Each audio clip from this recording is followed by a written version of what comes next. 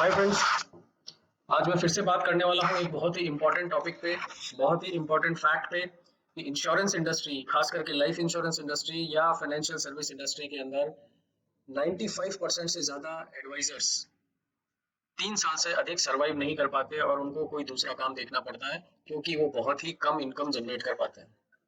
लेकिन हमें इस प्रोफेशन को छोड़ने की बजाय ये सोचना चाहिए कि कहाँ गलतियाँ हुई है, उन गलतियों को अगर हम सुधार लें तो इसी प्रोफेशन में हम बहुत शानदार इनकम कमा सकते हैं और टॉप 5% पे आ सकते हैं। टॉप 5% में उन लोगों को मानता हूँ, उन एडवाइजर्स को मानता हूँ, उन LIC एजेंट्स को मानता हूँ जो 1 लाख रुपए पर मंथ से ऊपर नेट इनकम कर रहे हैं। मैं ग्रॉस इनकम की बात नहीं कर रहा हूँ, net income including excluding all the business expenses, जिसमें कई अनएथिकल प्रैक्टिसेस के ऊपर भी आप पैसा खर्च करते हैं। उन सब को घटा के अगर आप 1 लाख रुपए महीना कमाते हैं तो आप शायद टॉप 5% LIC के एजेंट्स के अंदर गिने जा सकते हैं या फाइनेंशियल एडवाइजर गिने जा सकते हैं। ये मैटर नहीं करता है कि आपको टाटा AIG ज्वाइन करनी चाहिए या LIC ज्वाइन करनी चाहिए, ICICI प्रूडेंशियल ज्वाइन करनी चाहिए या कोई और कंपनी ज्वाइन करनी चाहिए। जब तक आप जो 3 बातें मैं बताने वाला हूँ वो आप अगर अप्लाई नहीं करेंगे तो इस प्रोफेशन में आप चाहे किसी कंपनी के साथ में हो, आप स्ट्रगल करते रहेंगे। हाँ, एक चीज जरूर आपको बदलनी चाहिए जिसके लिए मैं आपको हाईली रेकमेंड करता हूँ कि अगर आपका टीम लीडर, आपका एजेंसी मैनेजर, आपका डेवलपमेंट ऑफिसर अगर इन 3 बातों पे आपके लिए ध्यान नहीं देता है तो आपको उसको जरूर बदल देना चाहिए। आपकी एजेंसी बंद क्यों हो जाती है, आप टर्मिनेट क्यों हो जाते हैं, उसका मेन रीजन ये है कि आपको सही डायरेक्शन में सही चीज नहीं सिखाई गई है। एज ए बिजनेस कोच मैं ये 3 चीजें आपको आज बताने जा रहा हूँ जिसकी वजह से न सिर्फ आपकी इनकम बढ़ेगी, आपका कॉन्फिडेंस लेवल बहुत जबरदस्त हो जाएगा और साथ ही साथ आप इस बिजनेस को बहुत खुशी से, दिल के अंदर जो खुशी होती है उसके साथ करेंगे और साथ ही साथ आपके कस्टमर बेस का जो फैन बेस क्रिएट होगा उसकी वजह से आप इस बिजनेस को आगे और बढ़ाना चाहेंगे और चाहेंगे कि आपकी अगली पीढ़ी भी इस बिजनेस को ज्वाइन करे। अधिकतर LIC एजेंट अगर वो सक्सेसफुल भी हो जाते हैं या फाइनेंशियल एडवाइजर्स, वो नहीं चाहते कि उनकी नेक्स्ट जनरेशन इस बिजनेस को करे। तो उन चीजों का समाधान मैं आज आपको बताने वाला हूं। तो निश्चित रूप से गारंटीड आप 1 लाख रुपए पर मंथ कमा लेंगे। आपको एक सही टीम लीडर की जरूरत है, सही एजेंसी मैनेजर या सही डेवलपमेंट ऑफिसर की जरूरत है जो आपको इन 3 चीजों पे मेंटोर कर सके, कोच कर सके और ट्रेन कर सके। आपकी सक्सेस कोई भी नहीं रोक सकता है उसके बाद। तो आइए शुरू करते हैं, वो कौन सी ऐसी 3 एलिमेंट्स है जो आपके सक्सेस फैक्टर को बढ़ाती है। और अगर उन 3 एलिमेंट्स का आप नहीं प्रैक्टिस में लेके आते हैं तो आई एम सॉरी टू से आपको दूसरा प्रोफेशन ढूंढना ही पड़ेगा। इवन इफ आप अच्छी इनकम कर लेते हैं किसी वजह से भी, चाहे आपके रिलेटिव्स बहुत सपोर्टिव है या आपके जानकार बहुत सपोर्टिव है, तो आपको इनिशियल गेन मिल जाएगा। लेकिन दोस्त, आपको अगर अनलिमिटेड इनकम कमानी है, आपको हायर लेवल की इनकम कमानी है तो आपको अननोन मार्केट में सर्व करना आना चाहिए। और अननोन मार्केट में आप उस तरह से नहीं जा सकते जिस तरह से आप अपने family and friends, relatives, neighbours के मार्केट में जाते हैं। तो अब मैं बताता हूं आपको, ये एक शानदार सीक्रेट है जो आज मैं आपके सामने रिवील कर रहा हूं। वो कौन से 3 एलिमेंट्स है जो आपको 1 लाख रुपए पर मंथ से ऊपर लेके जाएंगे। तो number 1 is the success mindset. आप सुबह किस माइंडसेट से उठते हैं? क्या सक्सेस माइंडसेट से उठते हैं? क्या आप दिन की शुरुआत जीतने के लिए करते हैं या जीतने की सोच से करते हैं? जीतने से के लिए तो हर कोई करना चाहता है, लेकिन जीतने की सोच, थिंकिंग, थॉट प्रोसेस हमें आती ही नहीं है। अब आप कहेंगे कि क्या मैं रोज सुबह उठ करके एक मोटिवेशनल गुरु को सुनूं? नहीं, मोटिवेशनल गुरु एक एक्सटर्नल मोटिवेशन है। आपको जरूरत है सेल्फ मोटिवेशन की जो अंदर से आता है। और सेल्फ मोटिवेशन एक सिर्फ वर्ड नहीं है, ये पूरी साइंस है जिसके ऊपर बड़े बड़े वेस्टर्न कंट्रीज में PhDs की जा चुकी है कि हम सेल्फ मोटिवेटेड कैसे रहें। उसका एक स्टेप बाय स्टेप प्रोसेस है।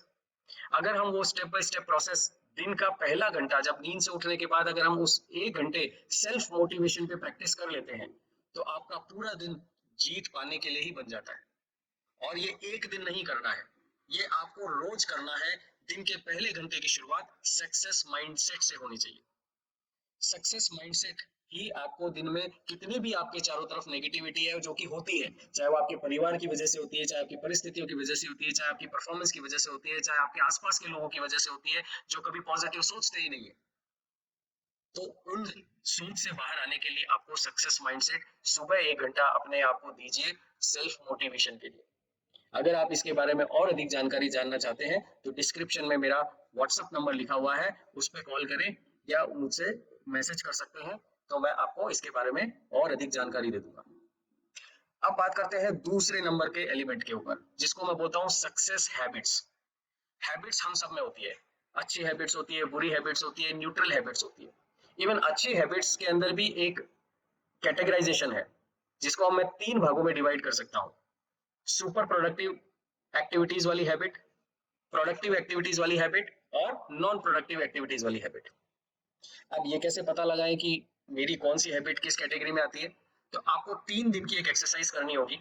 जब भी आप उठते हैं, मान लीजिए आप 6 बजे उठते हैं, तो एक पेन एंड पेपर लीजिए, उसमें आधे आधे घंटे का स्लॉट बनाइए, 6 से 6:30, 6:30 से 7 बजे, 7 से 7:30, इस तरह से जब तक आप सोते हैं। मान लीजिए रात को 10 बजे या 11 बजे तक आप सोते हैं, तब तक का एक बना लीजिए टाइमलाइन आधे आधे घंटे का।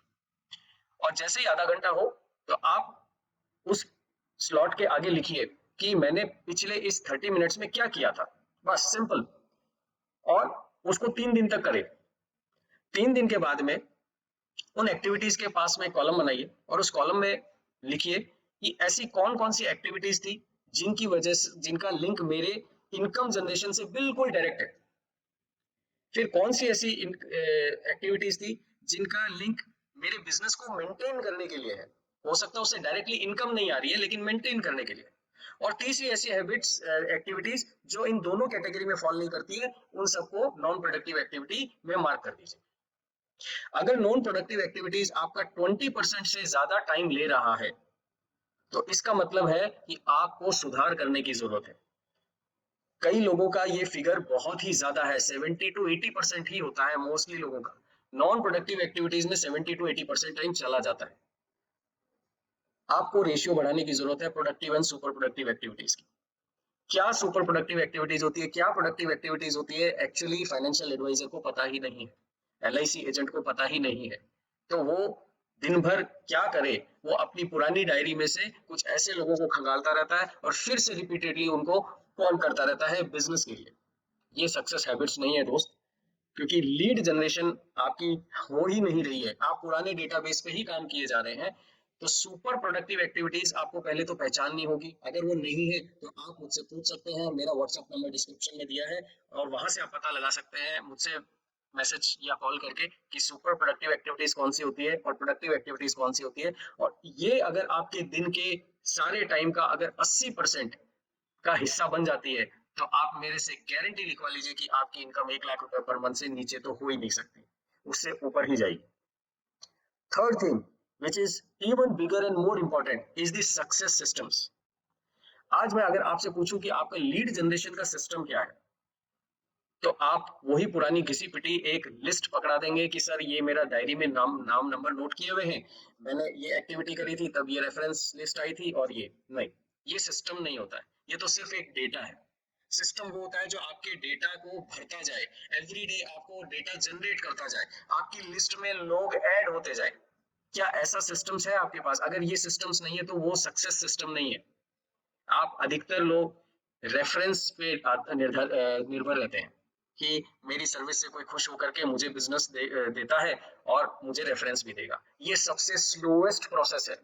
इसी वजह से पुराने जो LIC एजेंट है या फाइनेंशियल एडवाइजर है जो आज बहुत सक्सेसफुल है, वो उनको 2 दशक 3 दशक लगे हैं। रेफरेंस की स्पीड आपके बिजनेस को ग्रोथ देने में बहुत ही धीमी होती है। तो आप 1 लाख रुपए पर मंथ या 2 लाख रुपए पर मंथ पे शायद 2 दशक बाद आएंगे, तो हम शायद 2050 में ये बात कर रहे होंगे या 2045 में ये बात कर रहे होंगे कि यहाँ ये इनकम लेवल पहुंच गया। नहीं, हमें अगर इनकम लेवल को विद इन 5 ईयर्स या विद इन 2 ईयर्स या विद इन 1 ईयर लेके आना है, तो हमें सक्सेस सिस्टम्स डेवलप करने पड़ेंगे, जो कि रेफरेंस पे जो आधारित है वो तो आएगा, लेकिन उससे मल्टीफोल्ड लीड्स हमारे पास एवरीडे आनी चाहिए। उसके लिए हमें सक्सेस सिस्टम्स डेवलप करने पड़ेंगे। हमारे पास जो एग्जिस्टिंग सिस्टम है वो सक्सेसफुल नहीं है, इसीलिए हमारे पास लीड्स नहीं है, इसीलिए हम बिजी नहीं है, इसीलिए हमारी सुपर प्रोडक्टिव एक्टिविटीज खाली है, प्रोडक्टिव एक्टिविटीज में भी कुछ ज्यादा होता नहीं है, और नॉन प्रोडक्टिव एक्टिविटीज से 90% हमारा शेड्यूल भरा हुआ है। तो सक्सेस सिस्टम्स बहुत जरूरी है। सक्सेस सिस्टम्स नहीं होगा तो आपको अननोन मार्केट से लीड नहीं आएगी। आप हमेशा अपने परिवार, फ्रेंड्स, फैमिली, रिलेटिव्स और नेबर्स और रेफरेंसेस फ्रॉम एग्जिस्टिंग कस्टमर, सिर्फ उन पे डिपेंडेंट रहेंगे। और अगर उन पे डिपेंडेंसी रहेगी तो आप हमेशा लो इनकम एडवाइजर ही रहेंगे, और लो इनकम एडवाइजर का भविष्य आने वाले समय में बिल्कुल भी अच्छा नहीं है। क्योंकि जिस तरह के कस्टमर्स आज आ रहे हैं मार्केट में, जिसको मैं जनरेशन जेड कस्टमर बोलता हूँ या जनरेशन जी कस्टमर बोलता हूँ, they are highly demanding and they want a full time advisor. क्योंकि आपकी इनकम इसमें अच्छी नहीं है तो आप फुल टाइम एडवाइजर हो ही नहीं, आप फुल टाइम कमिट कर ही नहीं पाते हो, आप पार्ट टाइम सोर्सेज ढूंढते हो। आपको अगर इसमें फुल टाइम जाना है तो आपको फुल टाइम बिजनेस भी मिलेगा। फुल टाइम जाने का जो फायदा है वो फुल टाइम बिजनेस, और फुल टाइम बिजनेस का मतलब है बेहतर इनकम, ग्रेटर इनकम सोर्स, ज्यादा बड़ी इनकम। तो अगर आप फुल टाइमर एडवाइजर बनना चाहते हैं with 1 lakh rupees a month minimum income, तो आप मुझे व्हाट्सएप कर सकते हैं, मेरे साथ अपॉइंटमेंट बुक कर सकते हैं। मैं 90 मिनट से 60 मिनट का एक जूम मीटिंग लेता हूँ, 1 to 1 मीटिंग, उसमें आपको एंटायर बिजनेस मॉडल समझाता हूँ, जिसमें आप success mindset, success habits and success systems कैसे डेवलप कर सकते हैं ताकि आप अपनी कमाई को 1 लाख रुपए पर मंथ के लेवल को क्रॉस कर जाए। Thank you very much for joining, see you in the next video.